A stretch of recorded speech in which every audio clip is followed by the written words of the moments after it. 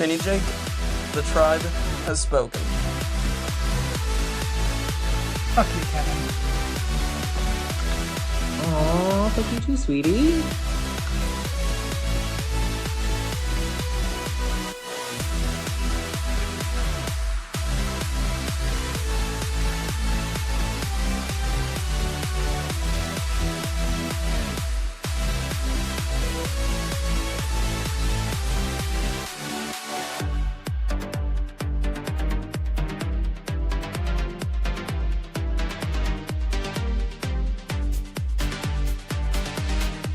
I'm JJ, one of the original Tribe of Nerds members.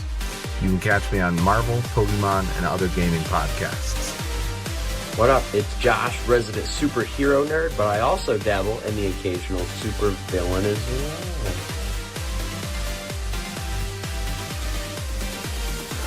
Some may know me as the Chaos Gremlin, but really I'm just Joe King.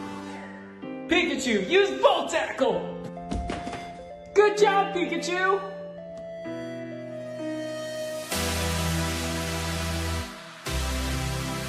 On the Tribe of Nerds. Hey everybody, welcome back to the Tribe of Nerds. Shane and I are back once again for Survivor What If, changing one thing in the Survivor multiverse and seeing how it would impact Survivor history. And we're on Survivor Guatemala, the returns of Steph and Bobby John, one of the most brutal locations in Survivor history. And we're going to talk about, so we had the tribe swap, and Bobby John was in contention to get voted out at this tribe swap over Brian Corridan. What if Brian Corridan does survive the vote? He gets basically screwed at by Amy and Gary, who obviously should have kept him around, especially Amy. And what if Brian stays around? Does Brian get farther in this game? Does he win? But we're here to talk that out. Yeah, I think this is really interesting because I think Brian Corridan is one of the pre-merge players with the highest potential for success and like one of the biggest what ifs. Because I mean, a lot of times early on, the pre-merge players, there were reasons they were voted out, and you're like, they wouldn't have made a big impact on the game anyway.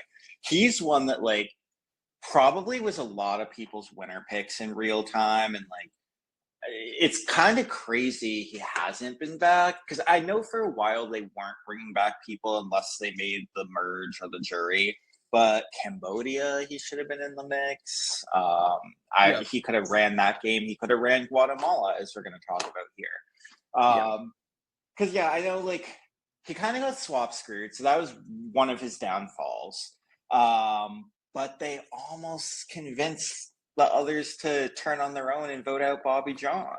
And if they did... Yeah, exactly. I mean, let's go through. So if they do that, so Bobby John is going out at that tribal instead of Brian Corridan. And then we're going to... Next, this tribe loses again. Let's assume they're still going to lose again. They vote out Amy, and I think a lot of this has to do with, one, she swap screwed, but two, like her ankle. Yeah. Do they still vote out Amy or not with Bobby John being gone? Because now they have the numbers, so Brian, Amy, and Gary are there, so they could take out, who was it, either Danni, Boatwright, or Brandon Bellinger. Yeah. So I know Danni and Brandon are a close pair. I think Brian's going to recognize that. I think I'd be worried that Gary and Amy would, again, just turn on him anyway, like they did in the real timeline. But if he can convince them that they need to stay true to their numbers and they can take out Danni or Brandon, I feel like they may... I think Danni may have just integrated herself just a bit more. And also the fact that Brandon still voted with Blake at the Blake vote. So, like, I feel like that Brian would probably gun for Brandon, and then they'd keep Danni in the game. Yeah, I could definitely see that. Because I would say that's probably most likely, like, if they did all this work to get the numbers, why then turn on Amy? Unless they truly felt like she was bringing down the tribe with her injury. But even with her injury, I feel like she was still pretty strong overall. Yeah. She dominated in the boulder even when her ankle got hurt again. Like, she got them a couple points or a point. So Yeah. It is just wild to me that Gary and Amy, we talked about this on the 1350 Guatemala podcast, like Amy really screwed herself. And I feel like Gary did as well, because I think he lost trust from the original Yashas a little bit going into the merge. And then he solidified losing that when he tried to vote out Jamie. So like, Right. I think Gary and Amy could have been a much better position had they not just turned on Brian. Yeah, I agree. So, like, if let's say they vote out Bobby John, they vote out Brandon, now we're hitting the merge where those were our two first merge boots. Now we're in a very different situation. This season was always interesting to me, though, because it was sort of a pagonging, but like a weird pagonging when it was the swap tribes that held, not original tribes, which was a little strange, and they never explained that whatsoever. Yeah. So now, do swap tribes still hold if like Brian and Amy are there, or are they going to go back to Stephenie and get in with Stephenie? Yeah, that's a question to see what you think, because Brian's definitely really good at this game, and even if Stephenie didn't want to work with him, like I feel like he could still work his way in there. Yeah, I think Brian is more likely to get back in with Steph. I mean, I feel like he would have been vocal about wanting to work with Steph, because we knew from the beginning he was like super excited that Steph was there. I feel like that would have come off and with her. And I feel like she would have wanted to work with Brian. So I mean, let's say I could see Steph honestly wanting to keep Brian over Lydia. So like, yeah, I think he just takes Lydia's spot. Right. So then, do we think that Danni is the first merge boot and not making the jury? Probably, because there's no Bobby John, there's no Brandon, so Danni's next. Yeah, I think that's possible. Well, because like there's no other Nakums from the swap Yasha that are there, and like I feel like she's gonna have to be on the radar at that point. I don't think she's gonna be able to hide at that point. I mean, I can't really think of any other scenario where like they go for anybody else at that point. I do think Gary and Amy are probably like, I think Gary's gonna have bonded with Danni enough now that he's going to flip on Yasha still, and then they're gonna lose trust in Gary anyway. So but I can see that. So I think it's likely that it is Danni, but maybe it's Gary that they go for, but probably Danni first. I mean, I think Gary's still going to go pretty soon after. Like, I'm sure they're still going to target Gary at the final 9, and he still finds the hidden immunity idol, so he's safe there. So that actually is interesting now, because they don't realize he has the idol, so in the real time, they just flip on Bobby John without talking. But now, who do they vote without talking? Is it going to be like a mess of a vote? It could honestly be a mess of a vote. Like, I don't know. I could see them maybe sacrificing Amy at this point because they don't really know what else to do. And so at that point, maybe, because like Jamie won immunity, so Jamie, like he'd been bothering them even with like his like selfless move at the reward challenge to like give up his food.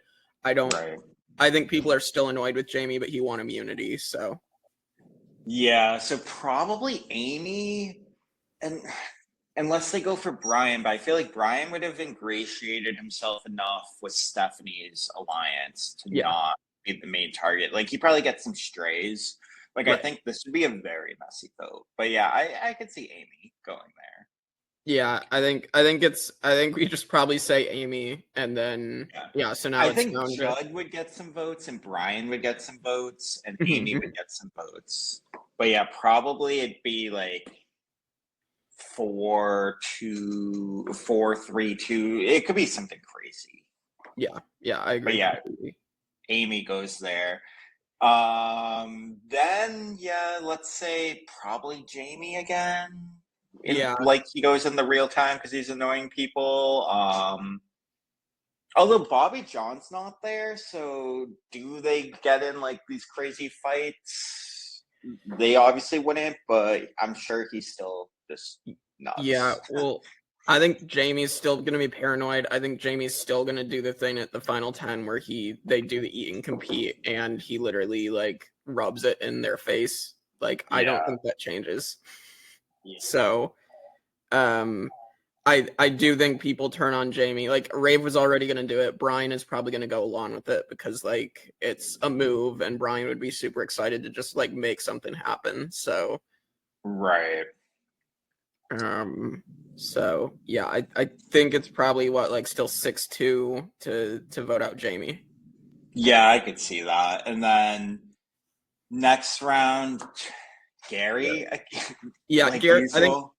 I think Gary's placement also stays the same because Rafe is still going to win these 2 immunities at 8 and 7. So, assuming. Yeah. Now here's where things will change. So we lose Judd in the real time because Danny's the last one. She wins immunity. They can't target Danny. Well, here, I guess it's Brian in theory is like the one that they would target, but like I feel like he's with Stephenie, so they won't. So I could see it being Judd again or Cindy because they were like original Nakums. Yeah. So maybe Judd, but like we have to remember if Brian is with Stephenie and he's like controlling this game, like I think he would, he's gonna look at like who's the biggest threats to his game. And Rafe, I feel like, would be a pretty big threat to his game, especially because like Rafe won 2 immunities in a row, and now assuming he doesn't win this one, but who knows who wins this one? Yeah, with I Danni think not there. Right, and Rafe doesn't have Danni now to like make a new alliance with. So I actually think this is super, super interesting because I mean I think Brian is smart enough, like you said, to probably make a move on Rafe, to be honest. But then how does that affect his relationship with Stephenie? Because Stephenie's pretty close to Rafe as well. That's true. I don't know, because I think Rafe's way more able to convince Stephenie to do what he wants, as we saw in the real timeline. Like, so I think, yeah, I don't know. I'm thinking Brian probably tries, and maybe he does get voted out unless he has immunity, because maybe Rafe and Stephenie like are just like, okay, we got to cut Brian now. But yeah, but I could see Brian pulling in Judd and pulling in Cindy and Lydia. So it could be a 4-2 vote with Rafe and Stephenie voting Brian or whoever, and then the other 4 voting Rafe. I could see it. I could definitely see that then. I guess it depends on what Judd is gonna do. If Judd still like takes Cindy and Stephenie on that loved one's reward, and then like, Stephenie makes the promise to Judd's wife and like all this other stuff. So maybe not. Maybe Judd doesn't flip. Maybe Cindy doesn't flip. But it's possible. Yeah. So I mean, are we saying Brian goes out, or does Brian get his way and Rafe goes out? I'm tempted to say Brian gets his way, but I could see either scenario here. Yeah. I think, let's say Brian goes out here. I think if Brian goes out here, the game is basically probably going to unfold from here on out as it normally did. So I think Judd will go out in 5th maybe instead of 6th, or Sydney still goes out 5th, and then Judd goes 4th. Yeah. I think the final 3 would be Rafe, Stephenie, Lydia, and then it's Rafe and Stephenie in the final 2, my guess. And Rafe wins that. Right, because Rafe still makes the mistake of touching the pole, and Lydia's not winning that challenge, I don't think. And so Steph wins and votes Lydia out, and then takes Rafe. And Rafe. And it's probably almost a unanimous vote, like either 6-1 or 7-0, because like in the real time, Stephenie got Rafe's vote, so maybe here she gets Brian. I don't know, but it's like I think Rafe wins pretty handedly and goes down as one of the greatest winners of Survivor. I'm agreeing completely. So I think Rafe wins that, and so I guess in the timeline, so that Brian Brian gets his way and Rafe does go out, then how does that play out? Yeah. If that happens, I think so. Rafe goes at 6.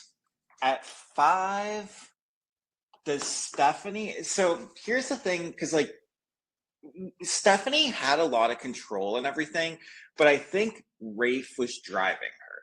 Yeah. So without Rafe, like, is she gonna be like, oh, I'm sick of Brian, I'm gonna pull all these people and we're gonna vote him out next? I don't know that she can do that because Rafe is really the one helping her make those sorts of moves. So I think what happens is then Brian's just going to dictate what happens here. And he's probably going to realize like Stephenie has pissed people off and he's going to essentially turn his bait Blake into bait Stephenie and get Stephenie to vote out Judd and get Judd mad, get Stephenie to vote out Sydney, get her mad. And probably want to go to the final 3 with Stephenie and Lydia because everyone sees that, right? And then, it's Brian and Stephenie in the final 2. Or, because I think Brian would be like, he could win either way with Lydia or Stephenie.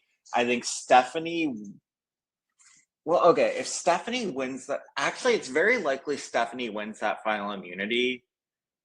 Does she go with Lydia? Or does she go with Brian? And I feel like she actually might go with Lydia. She might go with Lydia because of what Brian did, and then, I mean, people might still be pissed at Steph, which we might get a Lydia win. But I actually feel like Lydia could win that because, like, I think if in the real time, like, they voted for Danni, and Danni, in my opinion, is one of the weaker winners. And it seemed like she didn't describe too much of what she did, and they were kind of just voting against Stephenie. So I feel like Lydia takes that spot and Lydia wins. Yeah, that's Lydia as a winner of Survivor. Rafe will vote Stephenie in the end. And now Rafe has been on the jury a few days. So if Rafe's on the jury a few days, can he talk some sense into them? Yeah. But like Judd's gonna be all pissy. Still. Unless Brian goes to the jury and he's like, hey, I convinced her to do that so that you'd be mad at her and vote for me when I'm in the end with her. Yeah. Yeah. I would hope that Stephenie would win that, but again, Lydia would be a crazy winner in the grand scheme of things. And then I think Brian Corridan, being the fallen angel there, would be the best fallen angel. Maybe Sari tops him, maybe, but I don't even know about that. I think he comes back for Micronesia. I think he comes back for Heroes and Villains, maybe as a villain, depending on how they paint that, but who knows? I think he could come back for Game Changers. He could come back a lot. Yeah, I absolutely think if he's in Heroes versus Villains, he's in the Randy spot because Randy is also a super fan, and like I mean I know Randy also feels like the grumpy old man, but like I think they're gonna want to fill a super fan spot there, and so they're gonna have Brian there. Yeah, he's like villainous and like cutthroat strategic, but like with a smile on his face and likable. Right. So I could see in Heroes and Villains, him and Parvati having a really nice bond and being a very formidable duo. Yeah. Very, very interesting stuff to talk about. I do love Brian Corridan. I said it on the Guatemala podcast. He was my favorite man of the season. Whenever you get a free time, Brian, come on the show. We'd love to have you. You're one of my favorite players, and so much potential that the producers wasted by not calling you back. Right. I remember also, I didn't say this on the Guatemala podcast, I watched some of the preseason stuff, and like Jeff Probst was even saying that Brian could be the next Richard Hatch. Like he was saying that, or he was saying also Brian thought he could be the next Richard Hatch. It was something like that. But I remember there was so much hype around Brian. So all right. Well, tune in next week for more what ifs. Tune into the Survivor 1 through 50. Tune into our interviews. I mean, we just had Travis Bubba Sampson, We're going to have some more big ones coming up, like very big one coming up in a few weeks. So you will want to stay tuned for that one. That's all I'll say for that. But yeah, we'll see you all next time on the Tribe of Nerds.